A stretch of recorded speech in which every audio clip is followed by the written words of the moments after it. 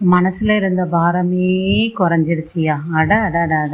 சும்மா இன்னைக்கு தெறிக்க விட்டுட்டாங்க. இந்த கப்புள் கோல்ஸுன்னு சொல்லுவாங்களே, அதுதான் இதுவோ. ஒரு பக்கம் காவேரி, இன்னொரு பக்கம் விஜய்னு இன்னைக்கு டைலாக் மாசு செம்மையாக இருந்தது. உண்மையாலுமே பாரிசாருக்கு தான் தேங்க்ஸ் சொல்லணும். அதுவும் நம்ம காவேரி இன்னைக்கு பசுவை சும்மா தெறிக்க விட்டுட்டாங்கன்னா பார்த்துக்கோங்களேன். ஒரு சின்ன பயம் இருந்தது. திடீர்னு அவங்க கையில் கோடாரியோ ஏதோ ஒன்று சம்திங் எடுத்து பசுவை மிரட்டினாங்க இல்லையா. அதை பார்க்கும்போது ஐயோ எங்கே படக்கூடாத இடத்துல பட்டுருமோ, வீக்கா பேபிக்கு ஏதாவது ஆயிருமோ அப்படின்னு ஒரு சின்ன பதட்டம் இருந்தது.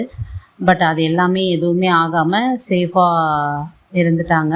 ஸோ அதை பார்க்கும்போது ஒரு சின்ன சந்தோஷம். பழைய காவேரியை பார்த்த ஒரு திருப்தி. இந்த வாரம் ஃபுல்லாகவே பழைய OG Kaveri back, fire on mode அப்படிங்கிற மாதிரி தான் இருந்தது. இந்த சைடு விஜய் சும்மா தெறிக்க விட்டுட்டாரு. சுத்தமாக எதிர்பார்க்கல. யமுனாவுக்கு செம்ம பல்பு. அதுவும் குறிப்பாக எனக்கு நிவினை பற்றியும் தெரியும், என் பொண்டாட்டி காவேரியை பற்றி 100% தெரியும்னு சொன்ன ஒரு டைலாக் அப்பா செம்ம மாசு. பக்கா 100% காவேரி புருஷனாதாயா பேசியிருக்கிறாரு அவர். செம்ம பஞ்சு. எனக்கு அதை கேட்டுகிட்டே இருக்கணும் போலவே இருந்துச்சு.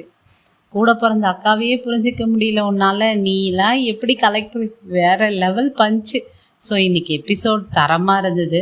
நிறைய பேர் வீக்காவோட ரீயூனியன் கேட்டுகிட்டே இருக்கோம். ஸோ நானுமே வீக்காவோட ரீயூனியன் கேட்டுட்டு தான் இருக்கேன். இது எல்லாமே பார்ப்பாங்க, அட்மினில் பார்ப்பாங்க, பார்க்காமலாம் இருக்க மாட்டாங்க. நம்ம என்ன தான் நினச்சாலுமே டேரக்டர் சார் என்ன நினைக்கிறாரோ அதுதான் நடக்கும். ஸோ நம்ம எல்லாருமே பார்த்திங்க அப்படின்னா கோ வித் ஃப்ளோவில் போயிட்டே இருக்க வேண்டியதுதான். சீக்கிரமாக வீக்காவோட ரீயூனியன் வருங்கிறத நம்புவோம். Keep supporting on Veeka and Mahanadi team. இந்த வீடியோ உங்களுக்கு பிடிச்சிருந்தா லைக் பண்ணுங்கள், சப்ஸ்கிரைப் பண்ணுங்கள். Thank you, by.